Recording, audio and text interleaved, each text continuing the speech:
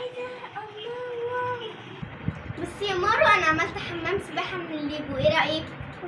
كده الله واو. ايه اللي انت عملتيه ده؟ انت عارفه انا بقالي قد ايه بعمل فيه؟ حرام عليكي. ايه يعني يا جوكا، ما تعملي واحد غيره. عادي كده بالنسبه لك؟ اعمله من اول وجديد ولا كاني تعبت فيه؟ ده بدل ما تقولي انا اسفه. عندك حق يا جوكا، انا غلطت وكان لازم اقول اسفه. انا اسفه يا جوكا وما تزعليش مني.